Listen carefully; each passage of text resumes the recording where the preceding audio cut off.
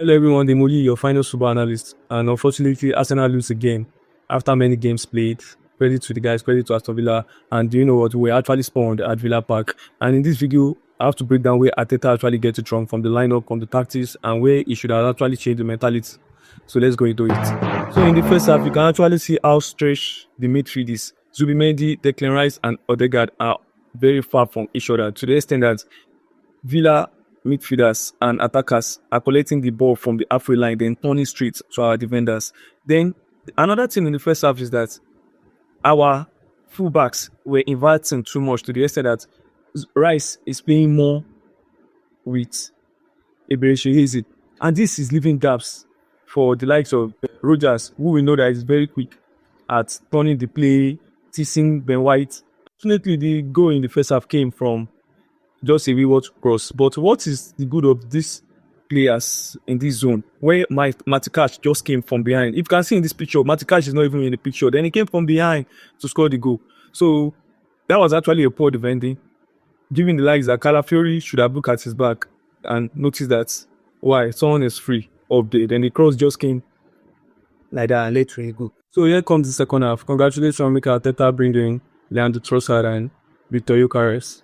But we all know that Mikel Merino needed a rest. So why did he not start Gyökeres from the start? Even though Trossard substitution is fair enough. So congratulations, we got the goal, which is 1-1. Then we controlled the game for the first 20 minutes in the second half till around 75 minutes. Then Villa got control of the game all through. So this second half reflects back to the Chelsea game. After equalizing, what else? The winning mentality was not there.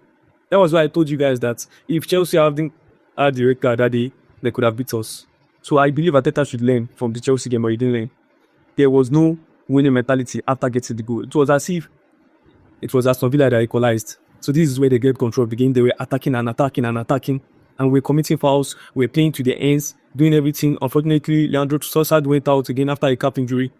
So we were stunned at the 95 minutes in Villa Park. So this goes down to second defeat of the season. So there are some positivity in this game. We should see that there are some games we have to use Gyökeres. There are some games we have to use Merino. But Arteta could have figured this out faster. I know if Bukayo Saka wasn't given a yellow card, maybe he could have played the full match because Madueke wasn't that effective enough.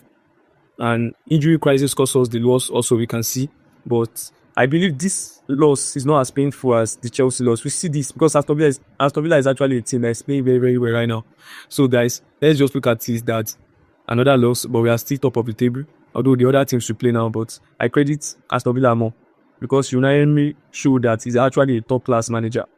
And credit to Arteta also, but we have to bounce back from this. Use the Club Brugge game in the midweek to reset, and next game in the Premier League, we have to prove ourselves. Thank you, guys.